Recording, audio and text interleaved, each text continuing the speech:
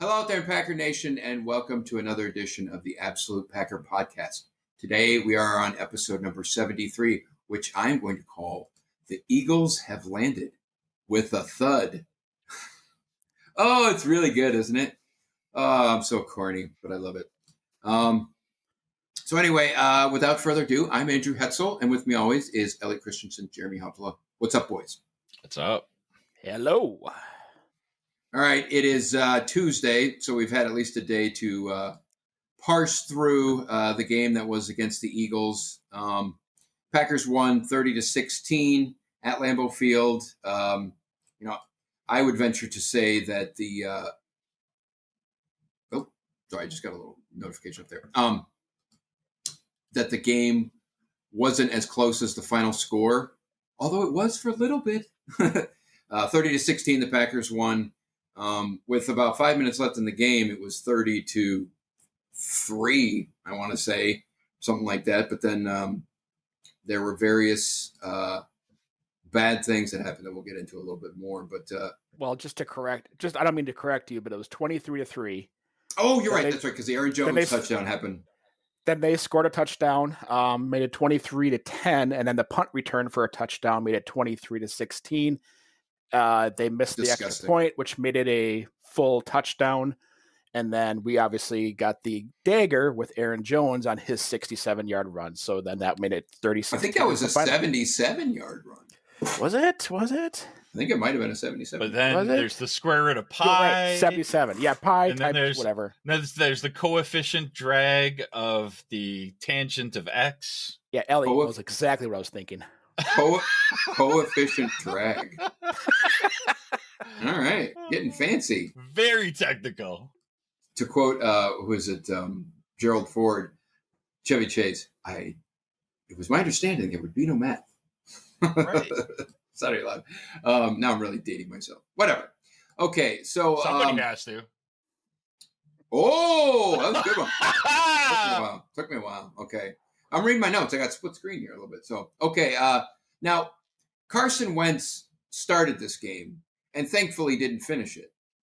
I don't know what happened to that guy. He's awful.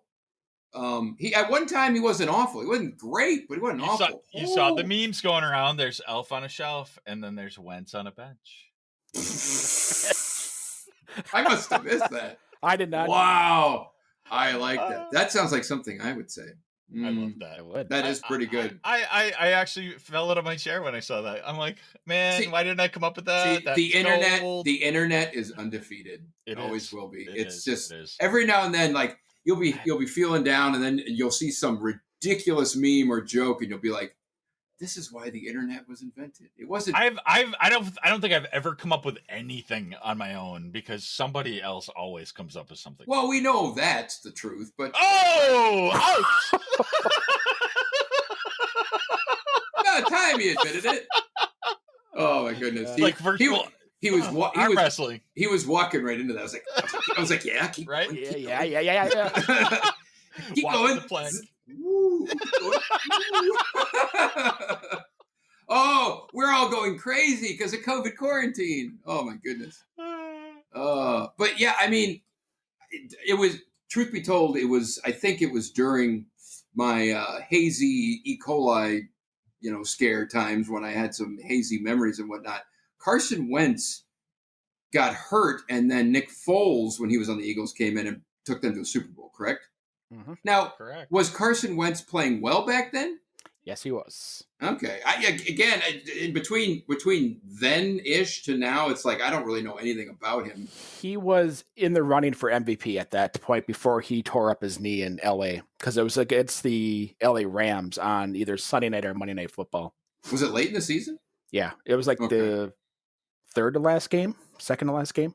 Okay, and this was like 3 years ago. It's like 17, I think. Yep. Because, the Eagles must have been loaded because to have a starting quarterback who's MVP caliber go down and have a backup win you a Super Bowl against the Patriots, that's pretty impressive for the team itself. But anyway, look, I don't know about you guys. He was hard to watch.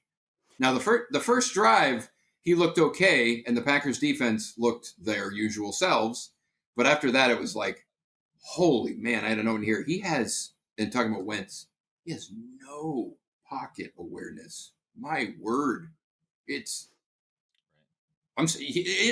I would say in the second half, every time he dropped back, I'm like, he might get sacked on every time he dropped back. I know. Yeah, I think he's pressing it. I mean, I think he knows the pressure's on.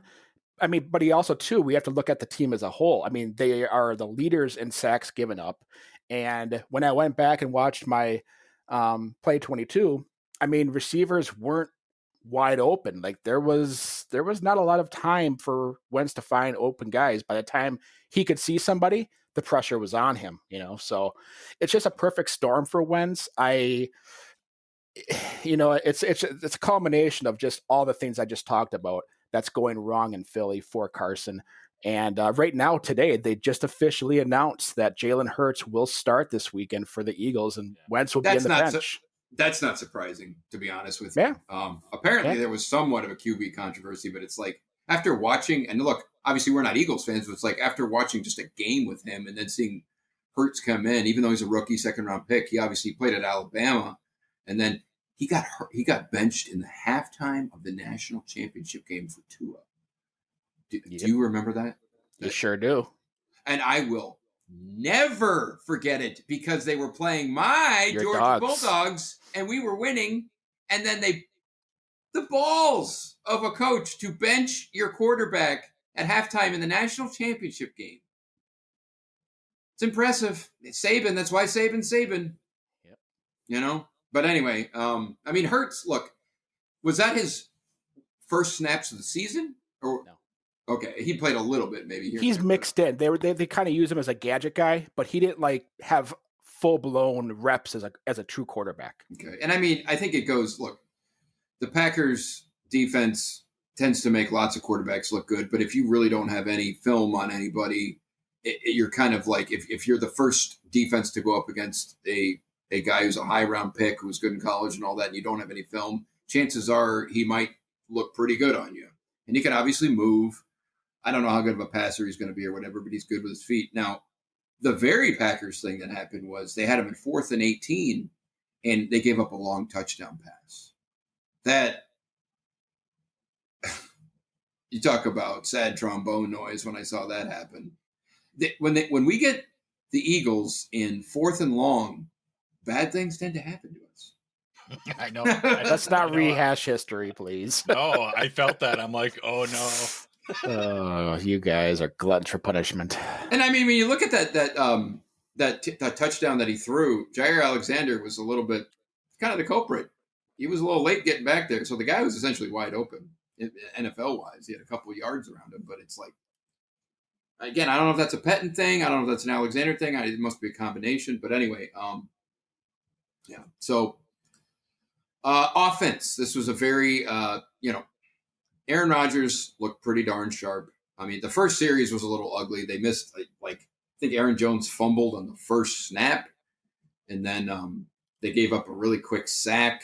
And it was kind of 3 and out. But after that, they actually ended up moving the ball pretty good. And I mean, what can you say about Rodgers and Davante Adams right now? I put it in the notes. I mean, I think you could say pretty succinctly and confidently that Davante Adams probably is the best wide receiver in football right now. Now, there's other, you got DeAndre Hopkins, and it's not to say those guys are like markedly worse, but I think you could say with confidence that Davante Adams is the best. What he's doing out there is, woo. What you're seeing is what you get with him.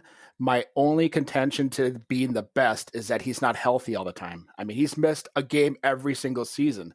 Yeah. And that can hold him back from being the best because if you're not available, you're not the best. You know what I mean? So as long as he can play, as long as he can, just think about this too. He's only had one 1,000-yard receiving season. And it's this year or no, before this year? No, 2008. Because I think he just cracked 1,000 yards. It was not, this year he just cracked it. So technically he's got 2, but he's never, I think he's only had one full 16-game season twice in his career. So Yeah, I mean, I don't think I'd say he's brittle by any means. I guess. Oh no. He has missed I'll say a decent amount of time, and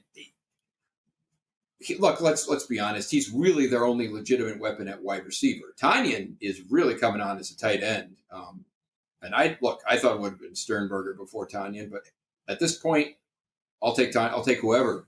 The fact that we have a tight end that's actually. Look, he's having a Pro Bowl season. Well, it's funny. The touchdown that he caught this weekend, it was a broken coverage. Like, it wasn't a route that was strictly planned for Tanyan. He just ran his route. The route kind of ended, and then literally he saw the end zone and just ran. And then Rodgers saw him right away, and that was a broken coverage by the Eagles. And what is this? Oh, he's getting Zoom bombed. Elliot, he's got something going on in the background there. I am the Green Man. Is that from Borat? Huh? No. It's from Always Sunny. Oh my god! Oh, I love that show. Was it Charlie Day? That's a great freaking show. I binge watched that when I went out to visit my brother. What is going on here? What the you know what? Is that Charlie Day? I don't know. Is it? You said it's from Always Sunny. You don't watch the show? Maybe it's me. Maybe I'm a closet Eagles fan. I don't know what to say. I'm not expecting this. This is the problem when you can put videos in the background. Yeah, he's got a new toy. And he's checking out all those things. It's a new toy. Be careful where you're going out here. It's like, oh look, we got Pornhub in the back. Or Brazzers. Can we do that? Let's try. Let's not. I already experienced the Zoom bump. I don't want to. Hacker porn. I don't want to sabotage our own call. But too late. Rodgers and Adams. Oh, how about something you'll never find? J.K. Scott with a good punt. This guy. I might as well skip right to. 2 touchdowns returned for or 2 punts returned for a touchdown in 3-4 weeks? So he got hurt though, right? Because he was pretty good to start with. Yeah, what happened? He's been dealing with a quad injury. I don't know how bad it is, but look, I'm telling you right now, he sucks. Yeah, he's not good. Not worth it. He's not good at all right now. Look, no. He kicked that ball to that guy. I mean, he outkicked his coverage, which is like that low, but he did, and he kicked it right in the middle. You need to at least pin a guy to the sideline, and then, boy, he got his legs broken the other week on that against Jacksonville. Did you see his effort this time? I rewatched some of the highlights and the lowlights, and on this one, I was paying attention. Like when he got near the sideline, he could have just pushed the guy out of bounds. He didn't have to tackle him. He had him against there, and he literally just kind of stopped. And then, like, as the guy ran by him, he put his head down. It was like, I mean, we might see he's a dead man walking, I think. So are you saying that this punt return that they had for a touchdown this weekend, he out-punted the coverage? He did that, and he also launched it right in the middle, which allowed the guy to just go wherever the hell he wanted. At least kick it over to a side of the... I will send you the side and the field view of that play. The guy fumbled it. Sucked. The coverage sucked. Yeah, but you could make up for that by at least... Literally, Jalen Reagor saw the sideline, and that's where he went because he knew they were not going to be able to field it and cover that area. He was gone. So to blame it completely on J.K. Scott is not the whole picture. It's not the whole thing, no. The coverage unit makes the whole deal. Like, they're the ones that have to stop the guy. J.K. Scott just got to punt the damn ball, which he is not doing a great job of. But on that punt, there was enough hang time on it for the coverage unit to establish and make sure that every lane was covered, and they did not. No. Let me be clear that it's not completely his fault, but it's a lot his fault. And like I said, the part where he could have, again, this wasn't like where he had to tackle the guy. He had him pinned on the sideline. He could have literally just pushed him out of bounds. But he did this weird little dance move, and then he put his head down right after that. I was like, he's like, I think I read somewhere, he's like 31st in the league in like punting stats. Well, the Packers today are the punting. worst. I'm not talking special teams. I'm talking just punting. I'm talking about their coverage units, worst in the league for coverage on punt. Oh, I believe that for sure. Their special teams is awful right now. I didn't think that after Ron Zook left, I'm like, yay, we'll get better. But, and I had to think about this because we've been on the negative train for how long right now? And I had to really just kind of do a deep reflection, you were very positive after that game. I'll give you that. And I look at a lot of these things that are happening right now as correctable things. And just think about it. We're 9-3. We are going to probably win right? Yeah. We're going to win the NFC North. I mean, and right now we're in competition for the number 1 seed in the NFC, and we have not played a perfect game or even a great game all year, full 4 quarters, all 3 facets. And the closest was probably New Orleans. But that wasn't a full complete game. No, I agree. I agree. It wasn't a complete game. And that's the part of it that really invigorates me because I'm like, wait, we have 9 victories and we haven't played a great game all year. We can only get better. Truly, we can only get better. And a lot of these mistakes that are happening, especially on punt coverage, it's just film study and these guys. It has to. It has to. The 2 punt returns that I've seen, I mean, I sent you guys screenshots of the punt return against Jacksonville. They left a gaping hole that anybody could, we all 3 of us could have ran through at the same time. Literally, it was that bad. What I'm getting at there, though, is nesting dolls. Yeah, really. What I'm getting at there is some of the guys, like I can't remember who it was. Was it Redmond or the gunner and whatnot? Some of these guys, they just can't get off blocks. Yeah, it's almost like, so it's, if that's the best you can throw out there, and like you're just, please get off this block, and this guy can't. I mean, here's where I'm at. You're right in that. I mean, we're 9-3. We're in the play for the number 1 seed. And I'm all kind of at wit's end with special teams. The thing that makes me nervous, particularly about special teams, and this isn't just punting. This is, the singularity of the issue, though, is the punting and kick coverage, right? That collective unit, Crosby missed another freaking extra point. I don't know what the hell's going on. But then the other kicker missed an extra point too. So it's like, I don't know what's going on with that. But what I'm getting at is with what we're seeing on special teams, these mistakes could lose you a game, and they could lose you a game in the playoffs. Look no further than the Seattle meltdown in 2014. And I'm looking at this and I'm going, if we lose a freaking playoff game because our special team shits the bed, I'm going to set my house on fire. And they look terrible now. Yeah. And you know what? It's been a slow progression downward. I mean, beginning of the season, we were talking about the special teams and saying, I think you were saying, and I think we all agreed, hey, this is not the drawback to this team. They were adequate, and that's all I'm asking for. Give me some adequate. Our ceiling is pretty low. Adequate. I would like to go back and look at every single game and look at their coverage units and who actually changed, between who was active against New Orleans versus, I'm sure injuries has done something to that. Injuries has done something to that. The other thing, it's kind of how you build roster construction, right? Because I was reading an interesting article about this the other week. It was actually before this game, but again, the Patriots and some other teams, not just them, they get savvy veterans that are just like special teams aces, right? Whereas the Packers, they're like, look, all the fringe players are going on special teams. So it's almost like it's this death by 1,000 cuts thing on special teams because every player who's out there, save for maybe one or whatever, is a fringe NFL player at best. You know what I mean?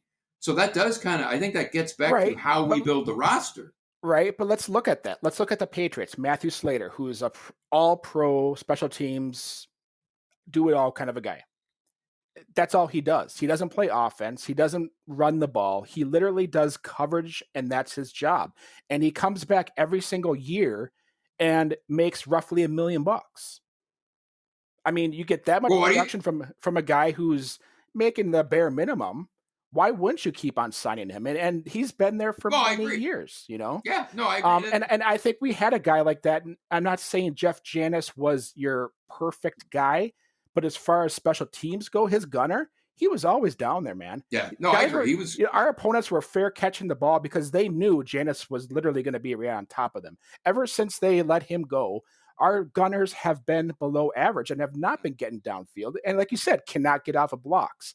So, I think roster building, do we have the ability to know that we have a good player on special teams? I truly don't know, because I've seen over the years so many guys come and go and they have no continuity. And that's a huge detriment to especially special teams, trying to develop some cohesiveness, and they just have not been able to do that. Yeah, I think it does go back to more like they put fringe players there, players on the roster, which I'm not saying other teams don't do that, but maybe the Packers do it more than others. Yeah. And like, I think I read somewhere their best special teams player is probably on return units, who's not a kicker, basically is what I'm saying. He is Oren Burks. He's a 3rd round pick. It's supposed to be a linebacker. And you're like, but at the same time, it's like, if that's how that works out and you have Kamal Martin, it's like, and he turns out to be some ace, put him in there. The analogy, and when you were talking about with the Patriots, I think is right. It's like, I mean, the Patriots, I would be willing to bet consistently in the Belichick era, they're top 10 every year, if not top 5 every year in special teams. Every year. Right. I'm a firm believer that obviously it takes 11 guys, but you need to have one stalwart guy that can just dominate. And the Packers haven't had that for many, many years. Where the Patriots, they have Matthew Slater. And he's downing balls inside the 5. He's just a super aware special teams guy. He's what everybody wants. He's a savvy, like kind of minimum-ish vet. Yep. Where we have undrafted free agents, rookies, players that are green as hell, where this guy you're talking about, it's like a 10-year special teams vet. He knows everything in and out. I think there's value in that. But what I fear, I'm not saying that we have to pour all our energies into making special teams better, but we need to pour some energy, because if this team loses a playoff game because of special teams, it's going to be ugly. And you would figure we would we would learn our lesson after the Seattle meltdown. Which one? But yeah, well, I do remember. I did Slocum get canned after? I can't. He did. He did. But then he replaced him with Ron Zook, who was McCarthy. But that Menenga is better than Ron Zook. He came from college too. Ron Zook came from, I think, Vanderbilt or Wake Forest. Menenga or Zook? Menenga. Oh, look, I got to tell you, I'm not very impressed with Menenga. We've really gone on the special teams train. But man, how many teams give up more than one kick return or punt return for a touchdown a season? They've done it twice in like 3 weeks. Not very often. I read somewhere there's been, in the entire league this year, there's been 4 punt returns for touchdowns. And we've got half of them, and we have 2 of them. The whole league has 4. We've given up 2. That is crazy. I didn't hear that stat. When I heard that, I was like, it makes sense. We suck. Well, it would be even worse. You could officially say that they are the worst if you give up a kick return, because there's no reason to return kicks. Yeah, no kidding, right?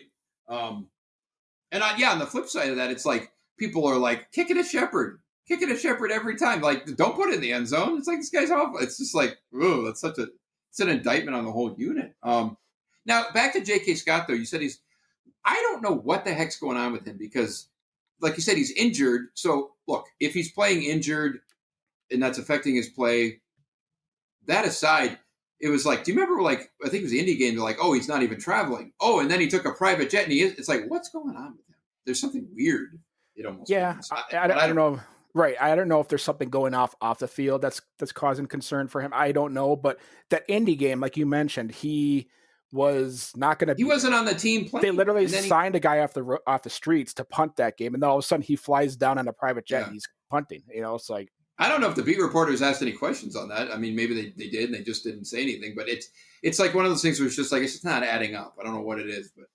Yeah, I think you're totally justified to question Scott's ability right now. He's obviously been less than average in many facets, and it's a concern. It's truly, and at this point in time, we've brought in about a half a dozen punters in for tryouts. I don't think any of them are any better than Scott. So what do? You know? Yeah, I hear you. You And work I with mean, what you look, got. the 5th round pick hanging over him too is Right. part of it. I'm sure it is what it is. doubt. But you really do wonder, like, after, like, especially this time where he didn't even push the guy out of bounds. What does that shit like look like in the locker room when they see that? They're like, that's why I was like, he hung. I mean, it's just oof. I mean, if you read that Bob McGinn piece, the grades that I put out there,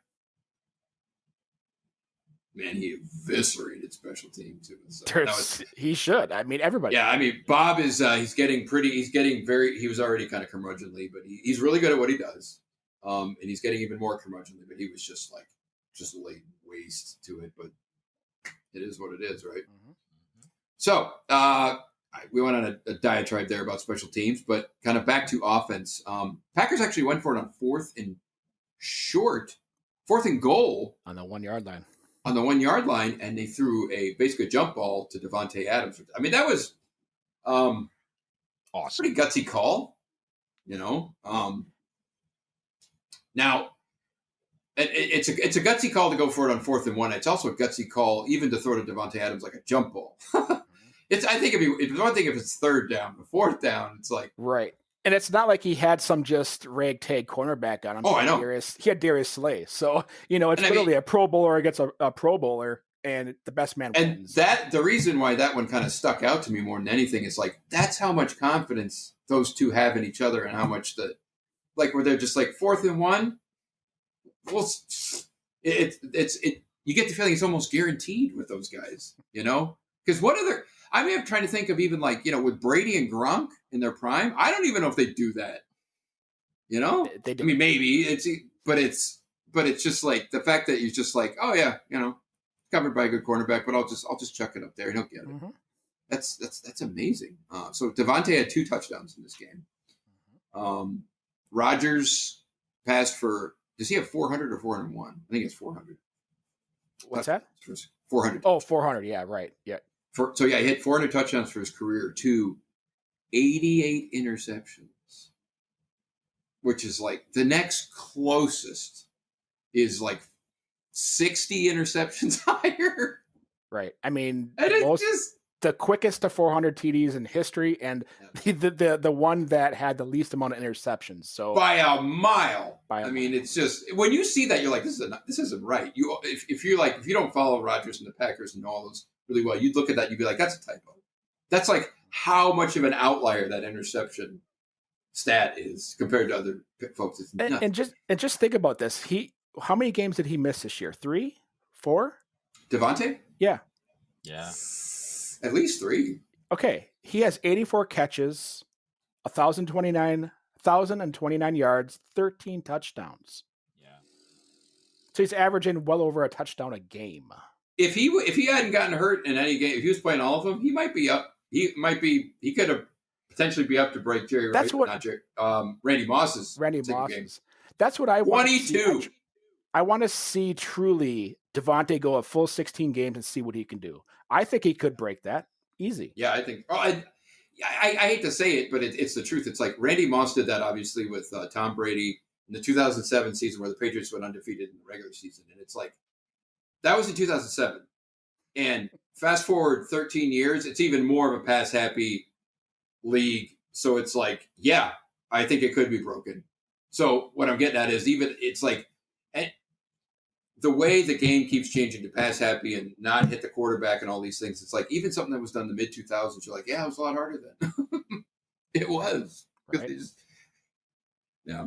But God, yeah, it's just I was watching some footage of just it was like Davante career highlights, and he was actually kind of like he was like a little thicker when he was a rookie. He's more like thinned down. He's like leaner. He's strong, but he's leaner than he was early in his career. But super strong. I mean, what he did to that defensive back on his first touchdown. Jeez. I read somewhere he has a 42-inch vertical. That's crazy. I mean, the athleticism on the guy is just like, talk about a guy who makes it look. But I will say, even if he's not, let's say like DeAndre Hopkins or these other guys are like equal to him, nobody's better than him off the line. Oh yeah. I don't even want a 42-inch horizontal from the bridge. Like, with a pogo stick, I don't think I could get 25. And, it's just like, I mean, when I heard, like... Yeah, it's unreal. Yeah, because he's had some jump... Like, I think he might have had 2, or was it in the Bear game where he had one where Rodgers threw one kind of high and he snagged it out of the air, and you're just like... Yeah. That's when these guys are that good, when they make it look so easy, and you're like, that is not easy what he just did. It looks very graceful too, It's just like they're all just like, ooh, and if like me, it's like, here goes Andy down the sideline. He's like, oh, I tripped over the credit card. Couldn't jump over a credit card. That's why you have to marvel at these guys, the ability like that to be able to do that, and they probably do that 1,000 times every year in practice, and when they get together and stuff like that. I mean, and they make it look so easy, and that's just the pure awesomeness behind watching these professional athletes. Is they do stuff that you and I could only imagine to do. Oh, I know. It's just, and you really have to kind of tip your cap. I remember when Greg Jennings in his prime, I was like, man, I don't know if there's. I was like, for a while, I was thinking, he could be the next Sterling Sharp. He wasn't as big, but he was freaking good. Davante's better than Greg Jennings. I mean, look, Davante's better. He had a big leap. I think all around, he's better than Jordy Nelson right now. Would you say? Yeah. And when I say all around, I mean like back shoulders. I mean all the stuff. Yeah. Yeah, I would agree. It's so hard for me to gauge that, though. I mean, I know it's very subjective because it's who are the other players on the team, and where's Rodgers at this place? He's a smarter player, but he's less athletic, and how do these things factor in? It's so hard for me to make that judgment. I mean, like, I want to say yes because that's now, but then there's a recency bias. This is a thing. We all have recency bias, so I do. I love Jordy. I love Donald Driver. Like, it's so hard for me to like. I think, and when I say all around, it's like with Jordy. When I think of it, I think of like certain skill sets that these like. Yeah. It's the game within a game, and like with Jordy, he was the king of the back shoulder and like along the sideline. Right. But I think Davante's just as good. He's tiptoeing in. He's doing all that stuff too. He's great on back shoulders. I mean, Jordy. That's what's. Yeah. Jordy Nelson wasn't the go get the ball type of a guy, where Adams is. So, I mean, I think, look, Jordy Nelson, obviously, he did very well playing with Aaron Rodgers. He did that 1 year where he went out to like Oakland in the last year, and it's like you never heard from him. And it's not like Derek Carr is a schlub, but having Aaron Rodgers helps in pinpoint accuracy. But yeah, I mean, Jordy, I think his best niche was along the sideline possession, just ridiculous. But I mean, was he going to burn past you? No. He was savvy as hell. He knew how to get open, and he knew him and Rodgers knew how to to break off the routes and all that kind of stuff. And I think Davante's they're at that now too, where it's just so. Yeah. Long story short, Davante's a better athlete, but he's also a better football player. It's crazy. Yeah, it's fun to watch. I just think if we had Davante and Nelson in their primes. Woo! Yeah, that I was actually having the same kind of thought. I'm just if we had Davante in 2011, could you? Oh, yeah. Man, I mean, there's no way we would have. Just stuff because when you think of 2011, it's like, well, I guess you'd have to get rid of Driver because he was the oldest guy, But there were years where there were many years where we were really blessed with having multiple good receivers. Oh, sure. Like around that, I mean, again, 2010, 2011, 12, it's like when you look at the spoils of riches he had in 2011, obviously, but then our record and everything else reflected it, Yeah, I still remember 2011, that Sports Illustrated cover photo with all of those receivers and Jermichael Finley. I'm like, wow, that's going to be unstoppable. He basically had 4 of those 5 receivers you could argue were number ones on any team. Maybe. At least 3. Yeah. I mean, even then, and 12 years in his career, Driver was a 2. He was a solid 2. And I mean, and you had Jermichael Finley, a tight end, who was never completely put it together, but when I think of Jermichael Finley, I always think of his coming out party in that Arizona playoff loss, the 50 whatever, Eric Rodgers first, he put up like 170 yards in that game. And it was just like, that was incredible. I watched highlights of that game just the other day that was the up and coming. That was when obviously Rodgers was up and coming still, and Jennings was pretty much established, but he was still great. I mean, Jordy was like a rookie basically, but we got capers.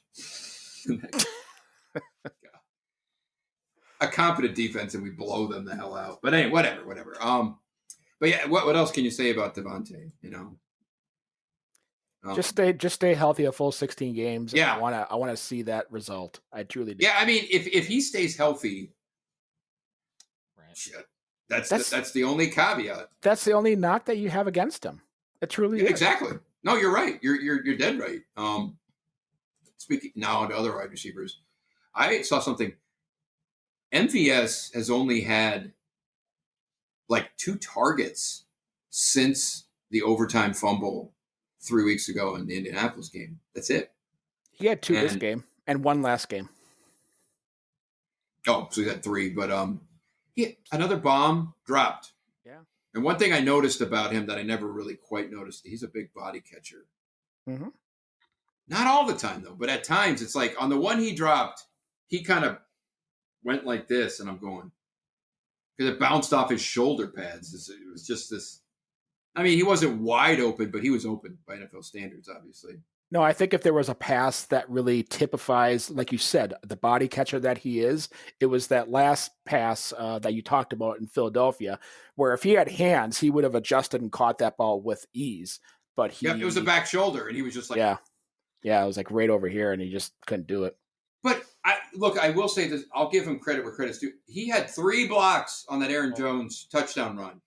He was running all the way down the field. He hustles his ass off. So do you think it's too late for MVS to turn that around? I mean, is this just something he's got to have developed by now? I think he's going to be back next year. But it's going to be put up or shut up for sure next year.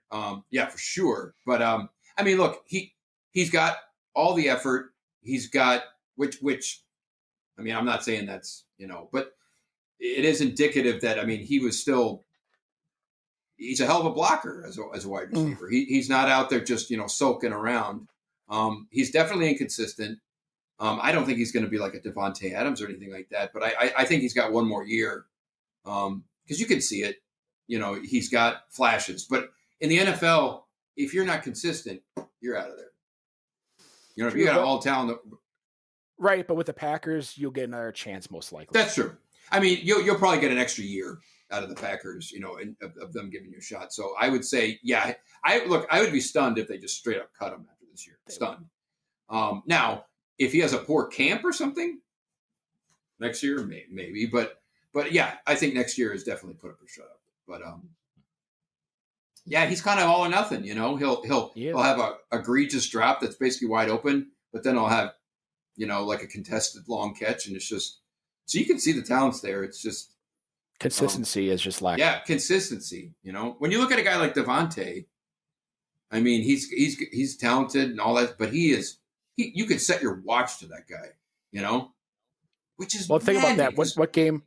What game did he have the fumble? And we were like, oh my God, that happened. Like, and that's what we expect of Davante. Exactly. We expect perfection, and then he does it. And we're like, oh my God, what happened? You're like, oh, he's human. and then here we are with MVS. We're just like, could you just make the simple catch, and then we'll be on your side, And I like you said, I think the effort, the dude gives his all. I like him.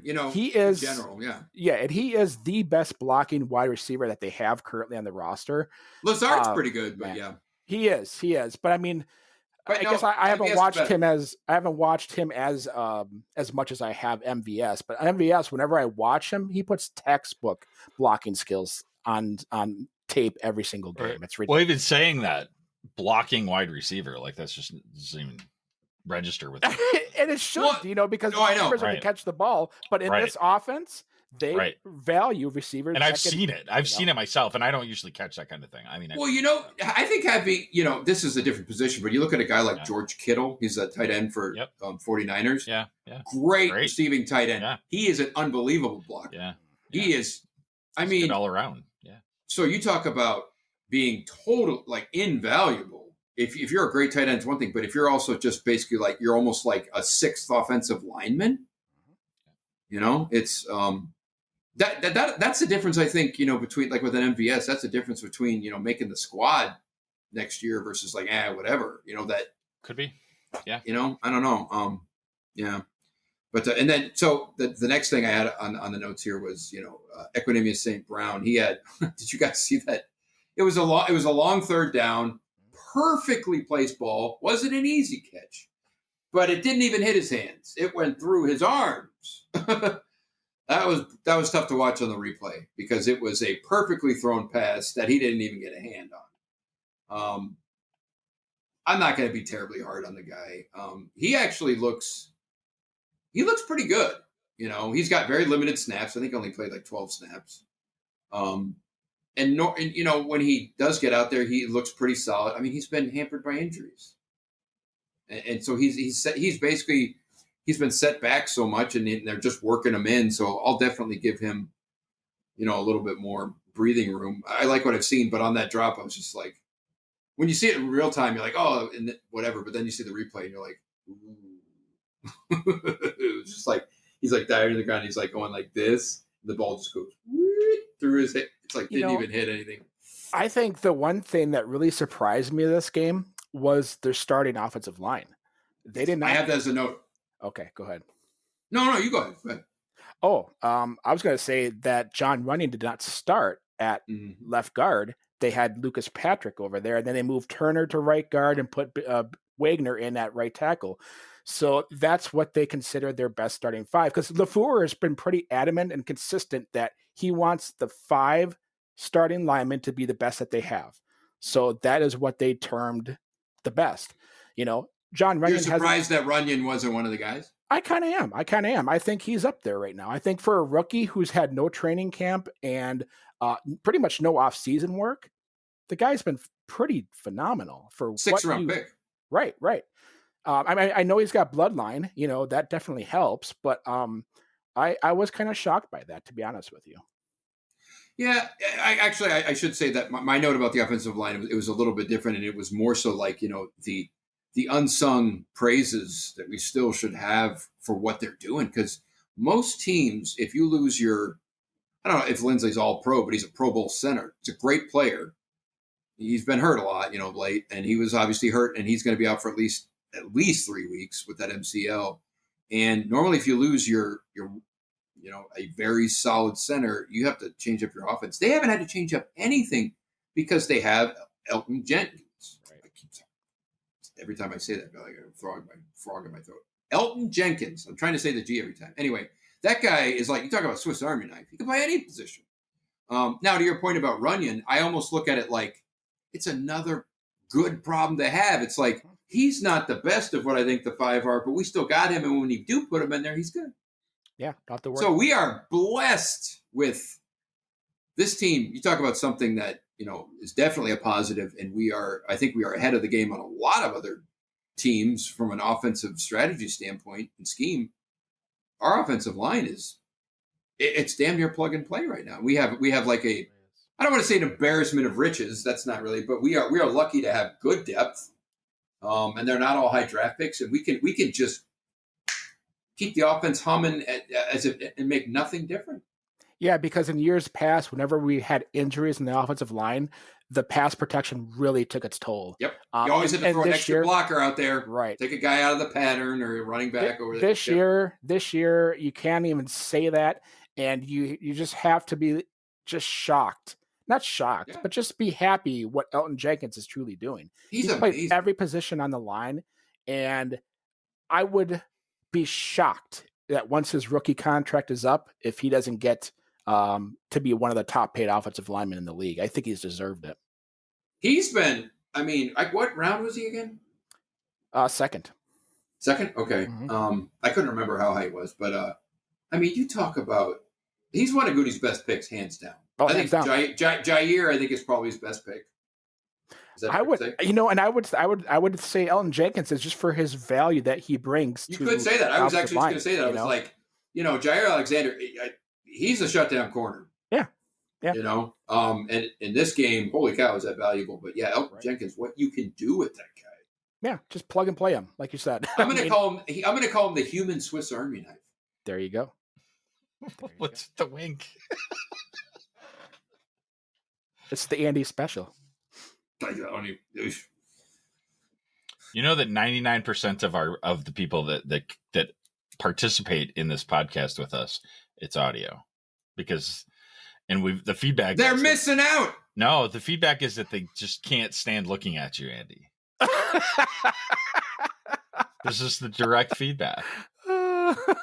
Now's not the time to tell me.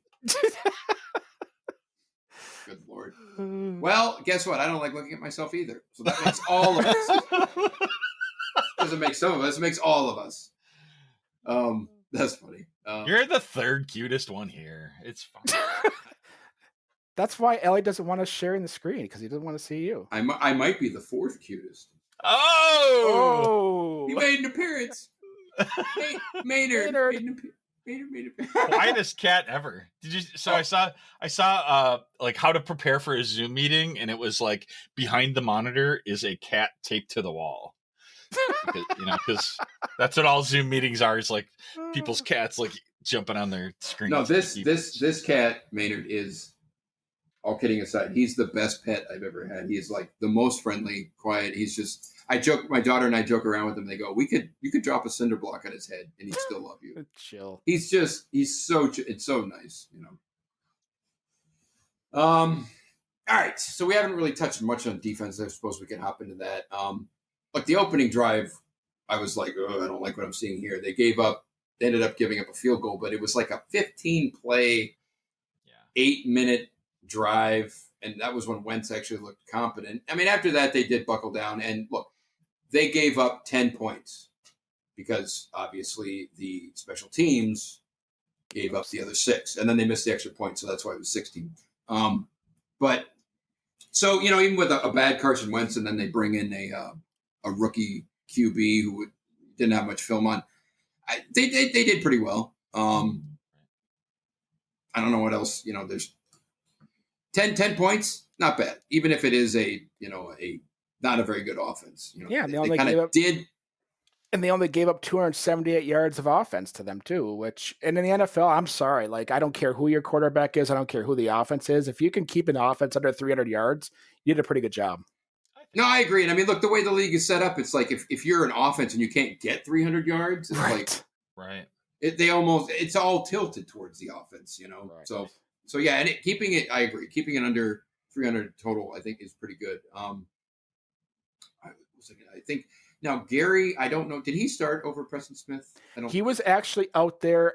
I don't know if it's the 21 package that Patton likes to use, but he was out there for the very first play. I made sure of that because I went back and watched a little bit of my play 22 today. Preston Smith was not on the field in the very first play. So technically speaking, Gary had another start. Oh, wow. I think, Gary, I think he had a sack again, second half or something like that. Second half, yeah. Yeah.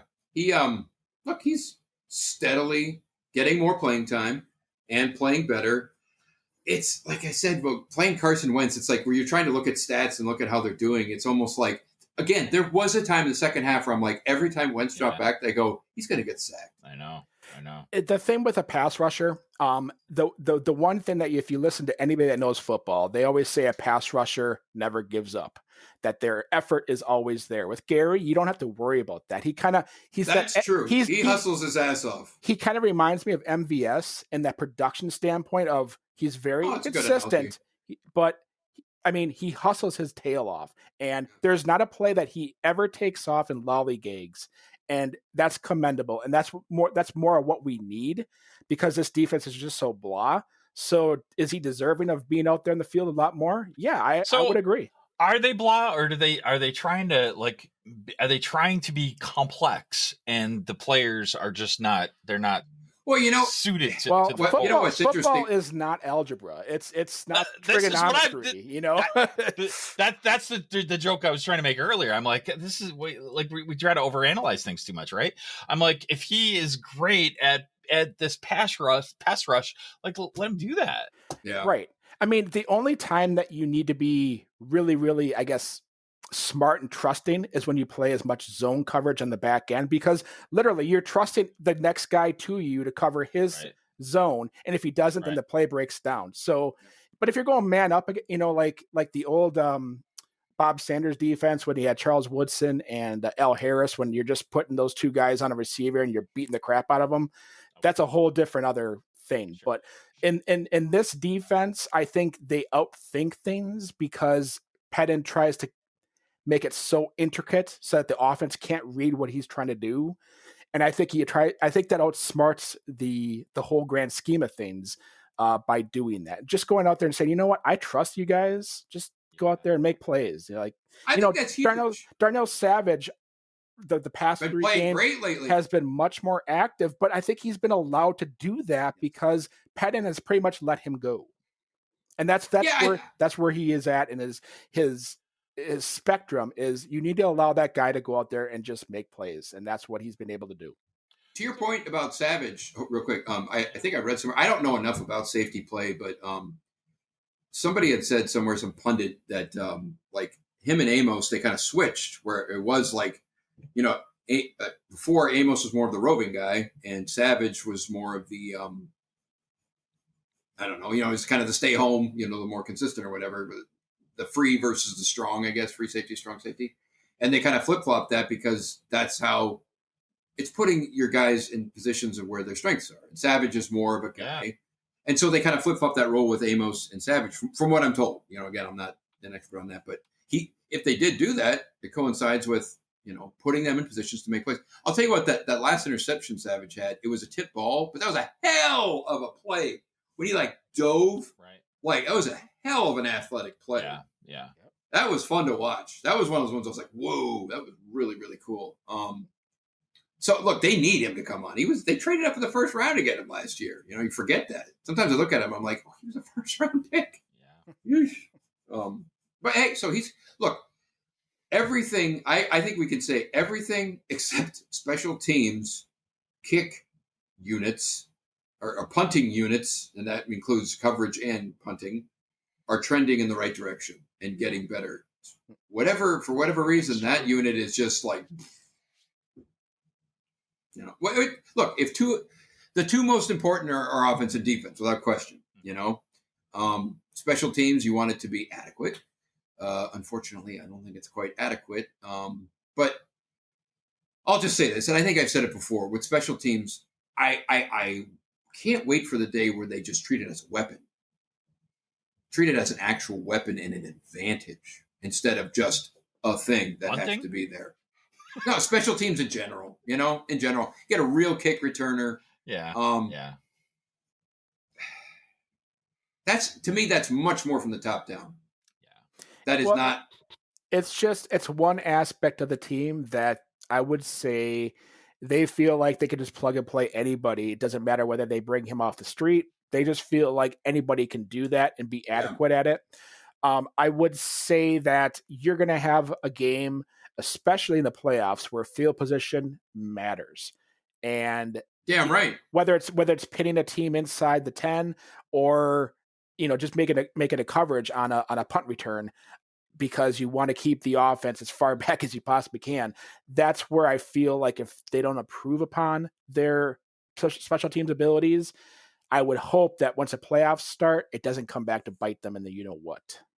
Exactly. I mean, again, the worst case in my nightmares is the Seattle meltdown. You gave up a fake field goal that was and then obviously the onside kick.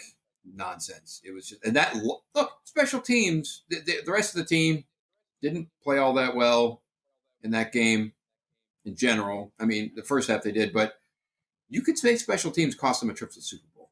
And if that shit happens again, I will not be pleased. Wow, we can't have that. Hey, no way you can you not have that. We know that. We can't have another incident. That was in my the 2014 meltdown. That was back when I was still I was drinking, and I drank a lot during that game.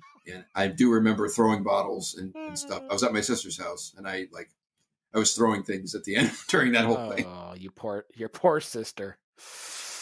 Not one of my finer moments. No. And you've had so many.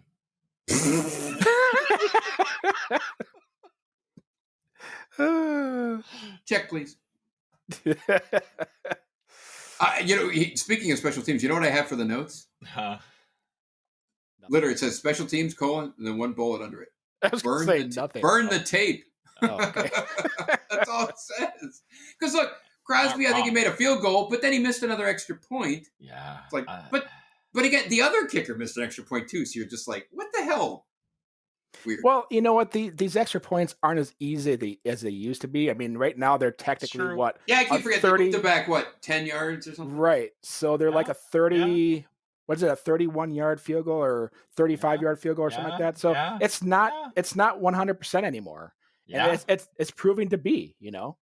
Yeah. It used to be beyond automatic before. Right. It was like 99.9. But I almost feel like they should always go for the 2. I would like that. Now, I don't know if you guys started to watch the XFL that started this year, but they didn't allow extra points. You had That's awesome. You had 1, 2, and I think 3 points, and it was based off of where I think the 1 point was it started at the 2, and your 2 points was the 5, and then your 3 points was like this, whatever. And I like that. That adds a different dynamic to the game. Yeah. 33 yards. That's how long an extra point. Yeah. Right. It's not easy anymore. Wow. See, I'm such an idiot. I thought it was like in the mid to high 20s. No. And I razz about Crosby, but he's a really good kicker. But he's been fantastic. I think he's going to go to the Pro Bowl this year. He hasn't missed a field goal. Yeah. So, but I honestly, if you look at the numbers, if we. It's hard to know though, right? Because if we did more of these, the defenses would know how to play against it better, but we would also be better at it. So, I don't know how that equation works out either. Yeah. So, anything else before we talk about the Lions? Lions, right? Lions. So, well, do you guys right now, I guess, going back to Rodgers, do you think you got to think he's the front runner for MVP? Mahomes. I don't think. Yeah, it's Mahomes. You still think it's Mahomes? Yeah. Really? No, last episode I said Russell Wilson. You're like, well, what about Mahomes? Yeah, I totally forgot about him. And he's hands and away the front runner for it. Yeah. And second will be Rodgers. Yeah, I agree. Far and away Mahomes? I don't think so. I think it's close. No, I don't think it's that close. You watch what Mahomes does. He does stuff that's unearthly. Like there's He's the next generation of like an Aaron Rodgers. He's taking what Aaron Rodgers did. Okay. Aaron Rodgers was MVP at one point. In MVP, okay. I wanted to get the general sense here. MCP, no, that ain't it. I mean, obviously it's going to be. And Russell Wilson was playing really well. But he's been starting to throw a lot of picks now. He's had a lot of lost to the Giants. Yeah. So he's had some ups and downs. So he'd be third, right? But literally, you have to take. I mean, MVP also is a popularity test amongst the members, right? And who right now is hot? The Kansas City Chiefs. That's right. That's right. That's right. I don't see how it's even. According to Deadspin, Aaron Rodgers is the leader. Okay. That's why they call themselves Deadspin. Actually, everywhere I'm seeing it's like 50-50 Rodgers Mahomes. Yeah, okay. Maybe. Yeah. I mean, who are you asking though? I mean, we don't get to pick. I don't get a vote. I can tell you right now, if I had a vote, it'd be Mahomes. I wouldn't even question it. It depends on like what highlights I'm watching though, right? I mean, you're probably right. He has highlights every single week. I know. That's whoa. That's what I was. I know. I was kind of thinking that too. Where Rodgers he's doing everything that you expect, but it's nothing that is like whoa. So think about what you just said, though. He's doing everything that we expect, which is unbelievable. So we expect it. That's a good point. So some of that is true that he makes it look easy, and some of it is also that. Maybe Mahomes has slightly better supporting cast. You think he's got Tyreek Hill? Yeah. The fastest player in the league. Yeah. And so it's Travis always Kelce. It's always hard for me to tease that apart. But whatever. I mean, you have better. He's only got 2 picks. I didn't realize that. Yeah. He's gonna get it. He's gonna get it. He's got 31 touchdowns to 2. Okay. Yeah, it's his. I mean, I knew he was close. Look, I wasn't going to be like, oh, Rodgers run away with this. I knew it was. I don't even know how he could lose it at this point. Right. You know, like if he gets injured, if he bombs his last 4. Did he win it last year too? Yeah. He'll get it this year. How could he not? And it was a Super Bowl. If his play starts to curtail, that's how he loses it. Now, even if it curtails. But what's curtailing for him? I mean, right now we have very low. You really don't think there's any way Rodgers can win the MVP? I don't think so. At this point, no. Because it's like this. Yeah. I mean, you have so there's 100 important media members, and they're all qualified people that vote for these MVP awards. And if you look at how they typically vote, I mean, it's not always the best player, but it's obviously the team that player is on. And right now, Kansas City is the hottest thing since sliced bread. I mean, you know. And they are the only team other than the Saints that have locked a playoff spot. There you go. Hold on. What else is there to say? 2020 NFL MVP odds. Vegas. To me, like that, there's nothing else to say. They clinch a playoff spot.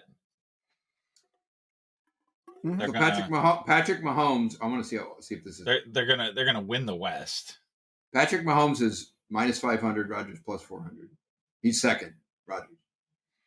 Yeah, but it's prior to week what? I can't tell how old this. But it's not even close. So it's not even close. I don't think so. Rodgers is leading every meaningful stat. He's not as flashy.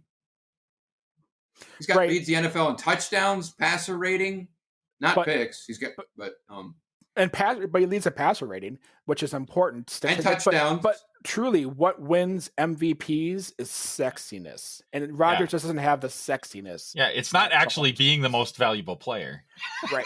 I mean that's Elliot, you bring up a great point, because I have always said that I'm like, the most valuable player is the most valuable person to that team, and how it's been voted in years past has truly not been that. Right. Oh my God! So you're saying that if Patrick Mahomes, how valuable is he to his team versus Rodgers to ours? Well, I mean, so we'd win 3 games without Rodgers. Well, I bet you the Chiefs could go at least 500 without Mahomes. And my comparison, we beat the Chiefs last year without Mahomes. Yeah, that's what I was gonna say. Yeah. Fair enough. I guess I'm just surprised you guys think it's like going away. I'm not saying it's like, I think it's pretty close. Hey, I'm an Aaron Rodgers disciple, but I don't. Then change your vote. I don't pick.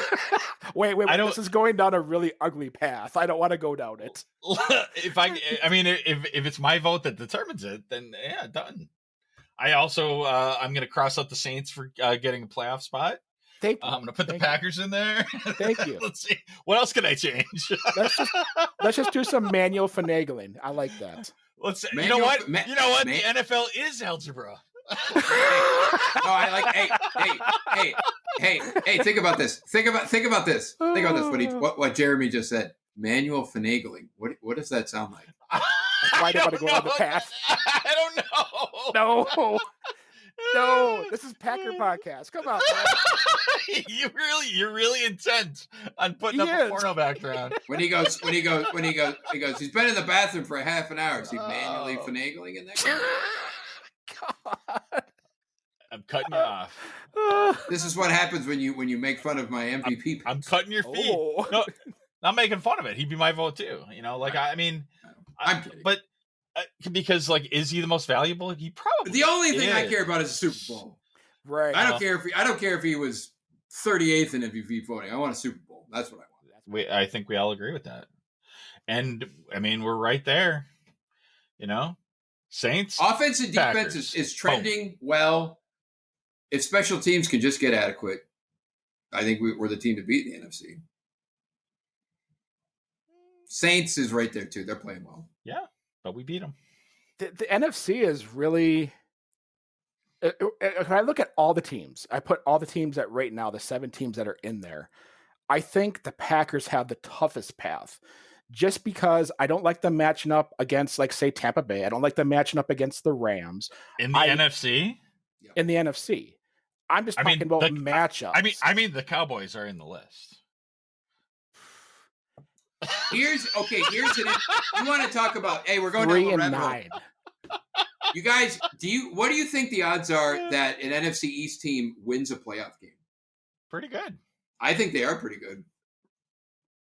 I mean, I think because that's just how things happen. Like there's always one of the underdog teams comes out with a win. That's just how it always happens. I wouldn't be shocked at all if it happened. Yeah, I wouldn't be shocked at all if it happened. I know. Hell, if I'm going to make a prediction on that, like I have no idea. I don't even know which one it'll be. Well, and let's say we get the number 1 seed. Yeah, and we have a bye. We play the lowest remaining seed in the divisional round. Could that be the Giants? Yeah, wouldn't that suck? I want to play McCarthy in the Cowboys. Oh my God, wouldn't that be sweet? It's Don't so unlike. Think about it. The Cowboys he comes into Lambeau and Rodgers is going to drop 78 points. Love it. That'd be awesome. The worst beatdown in the history of the league. But it is almost impossible for it to be the Cowboys. How many touchdowns did he throw in that game? Oh, 9. He threw 9 touchdowns against McCarthy. The Cowboys are down. They're listed below the Eagles. The Cowboys are cutting Jerry Jones's grass this offseason. Oh. Hand picking it too. Ooh, man. With tweezers. Is McCarthy bagging it up and bringing it to the... Oh my God. This is too visual for me. We're on to Lions predictions. I don't even know what's going. This is at Ford or not Ford. This is at the in Detroit. 3:25 game in Detroit, right? Yep.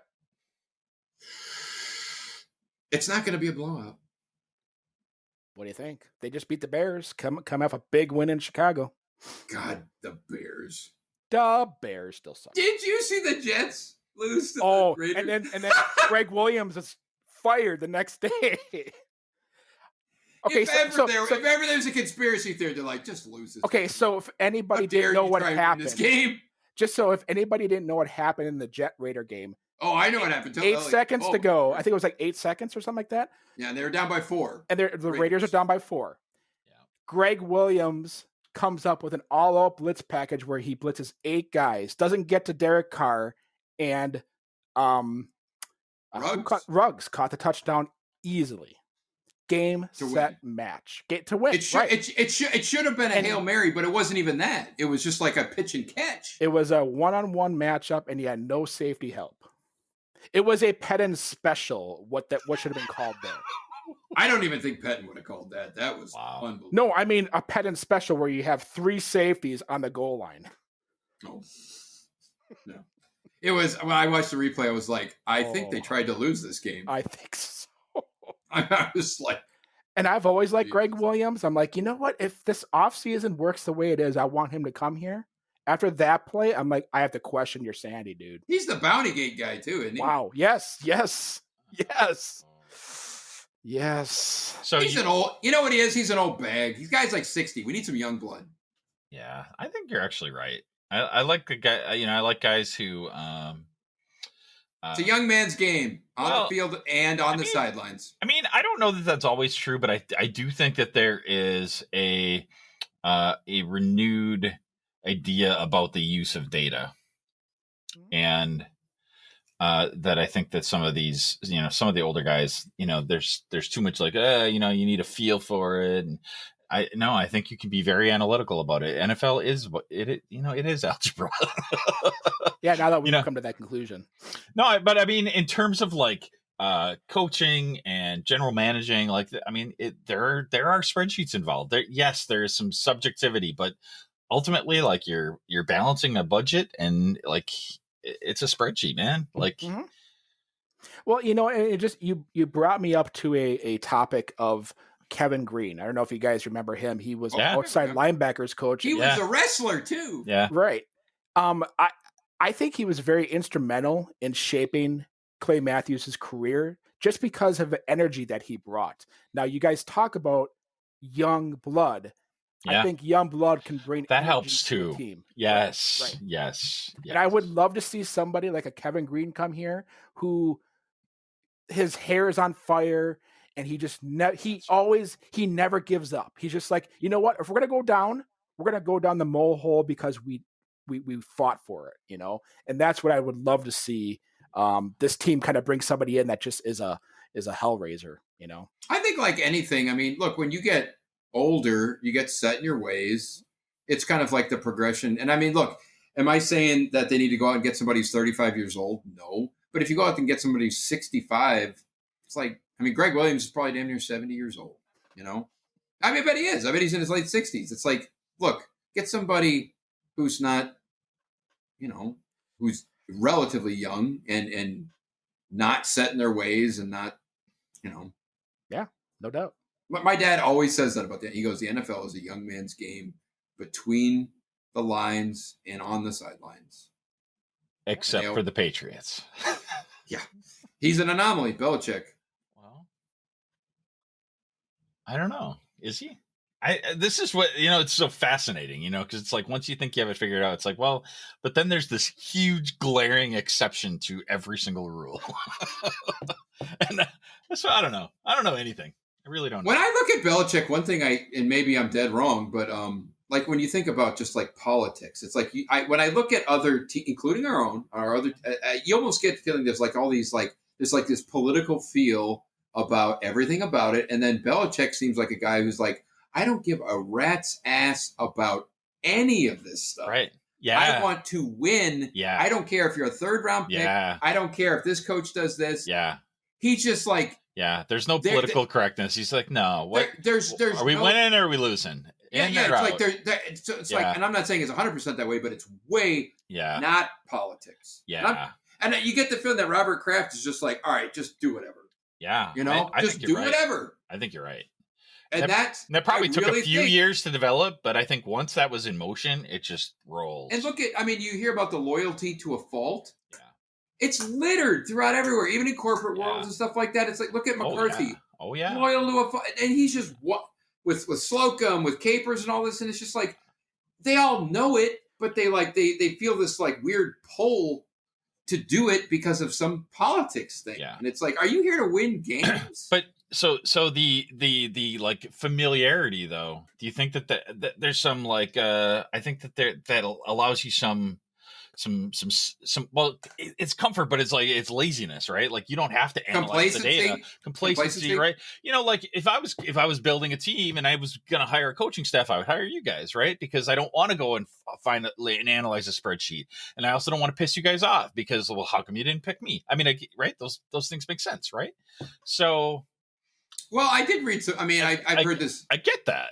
Isn't there like there's a healthy fear for your job? There's a healthiness to fearing for your job. Yeah. And I read somewhere about Belichick where it's like, you know, the bottom third, I've always said that the bottom third of the roster on the Patriots, they were like terrified of the guy, terrified of getting cut, terrified of getting replaced. Yeah. With any other team, it's like, it's almost like 90+% of the roster and coaching staff, if not more, was just like, I don't really have to work. I mean, I'm going to work hard, but I don't really have to worry about it. If you have a healthy fear of it, an actual healthy fear of it, right, you're ahead of it. And that's when I think of Belichick, that's what I think. Well, that's the whole stack ranking thing that in corporate America that they've all gotten away from because it becomes extra political. Yeah. But you need like a tyrant at the top that can just look at the spreadsheet and say in out. Yeah, I mean there is an element of ruthlessness. You need that. If you have a tyrant and you can stack rank, you will win. I think there can. I think there can be like kind of like because then on like the quote flip side, look at an organization like the Pittsburgh. They're kind of like the Packers, only I would say even more successful in the last 20-ish years. They've been to 3 Super Bowls. Tomlin doesn't strike me as a guy they strike me as a better version of what the Packers could be. Does that make sense? Well, because they've had more longevity with it. Like, well, look, when I look at seriously, when I look at Pittsburgh and Tomlin and Roethlisberger and just that team in general, it's like I actually aspire to be more like them, not the other way around. Yeah. I do. And to Elliot's point, I maybe I took this the wrong way, but I look at like the Cowboys, the tyrant being Jerry Jones, and how he has the complete control of his team, and how he has single-handedly like kind of, put them down the pigeonhole, and like they're just nothing, like. Yeah. Well, when I look at Belichick, you always have that anomaly of that team that will go against your traditional thinking, which is the Cowboys in my eyes. Yeah.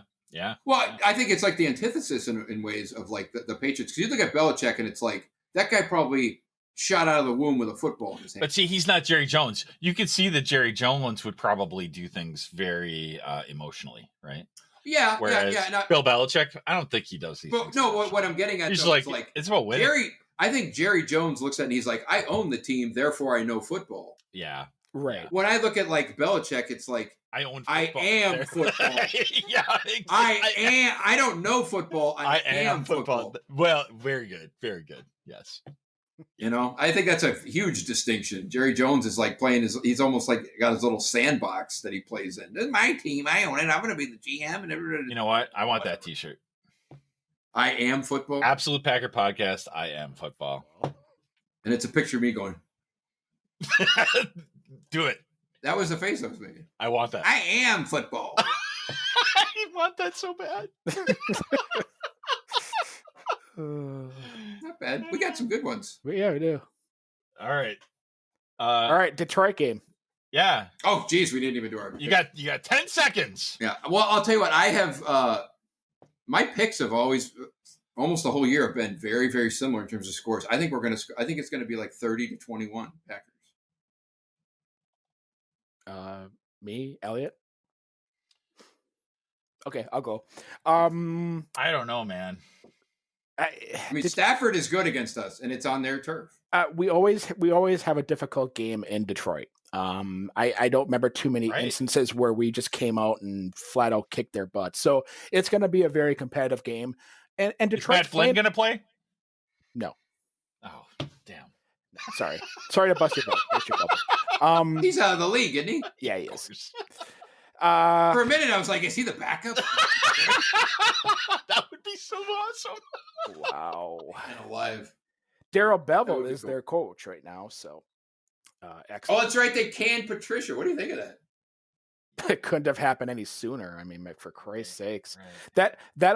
Me being a Detroit Tiger fan and knowing Detroit, that city is just starving for a win. You know what I mean? And I lived in Michigan. It was Marquette, but I lived in Michigan in 1986. That was the year they had Alan Trammell. Lou Whitaker. Was it Lou Whitaker? Sweet Lou. Oh, they were so Kirk good. Gibson. Yeah. Oh. Alan Trammell was. Alan Trammell. Oh. Yeah, they had some good. Lou Whitaker. That's like such a great name. Lou Whitaker. It is. Yeah, 1980s. Oh my God! Oh, they had some good teams in the 80s. But yeah, I know a lot of people because I have a lot of family live in Michigan, and they're just all starving for wins. Like, God, I can imagine. They're just cherishing actually just getting to the playoffs. Like, and for them, the playoffs, whether it's the National Football League, Major League Baseball, or the NBA, they're just like, that's the Super Bowl, So, yeah, this is going to be a good game. I don't think it's going to be a blowout in any shape or form. I'm going to go Packers 24, Lions 21. All right. What did you say, Andy? 30-21 Packers. Yeah. All right. I'm going to go 34-19. What's the spread? 8.5, 9.5? 7.5. Yeah. It's usual. I would say 8. Yeah, I mean, simply because it's on away. I would have been surprised if it's. Yeah, but yeah, I mean, traditionally the Packers haven't played very well. And God, I remember when they played them last year in Detroit. That was an awful game for Rodgers. He was overthrowing everybody, and it was just like real lucky. Last year, remember, we didn't We beat them twice, and we never led a minute of either game. Right. Think about that. Crazy. That's right. We're gonna come out. We're gonna never lose the lead. This is the beginning. I actually, it was interesting. Real quick, I think it was Aaron Nagler on Cheesehead TV. He was listening to he has a daily little podcast that he does. That's pretty good. I'd check it out. It's like Pack Daily or something like that, where he just answers like little a chat in YouTube, a live chat. But anyway, and I agree with this. He said this team, they don't know. They have no killer instinct. They don't have it. They straight up don't have it. And the analogy I think he used was something along the lines of like it was either maybe him or Andy Herman. I think he had Andy Herman on, and it was he goes, it's like in Mortal Kombat when they go. I was just saying they got to get some Mortal Kombat in there. And he goes, finish him. And he goes, and what they do instead of killing him is they walk out of the screen. It's like, but this past game, the defense actually had some killer instinct in the second to last possession. The defense did. I'm talking collectively. The defense stepped it up a little bit, but like not enough for that to make up for the lack of killer instinct. Yeah. I I agree with that. In general, it's like they don't have that. Oh, right. They're more of a finesse team. It's one of those things I wish I wrote. Like that's great. That's a great analysis. Like, they're missing the killer instinct. Yeah. And I mean, now's the time to build it, man. I mean, look, I want to see them blow everybody out every time, but it's like it would be awesome if they beat them like freaking 51-2. Of course, I want to. I mean, it's not going to happen, but it's like I want to see them win by 3 touchdowns. Yeah. No mercy. Sweep the leg. Sweep the leg. Right. Problem with that? Right. I love that. Do you see Cobra Kai? I did. Of course. And it's coming back. Good. It'll be back in January. It was pretty really? good. Oh, yeah. Nice. It's on Netflix now. Yep. I love when like was it Johnny? Yeah. What's his last name? I can't remember. Johnny. Anyway, he has no idea. That's Daniel Russo.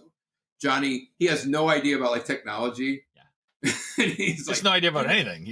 I know. He's just like totally aloof, and he's like telling somebody, he's like, "Hey, do me a favor, put that video out there on UTV and put one of those hash browns next to it." Oh, that's funny. Yeah, it was pretty good. Nice. All right. Is that Alrighty, boys? Are we wrapping it up? I think we are. Right. Go Pack, go, baby. Go Pack, go. Okay.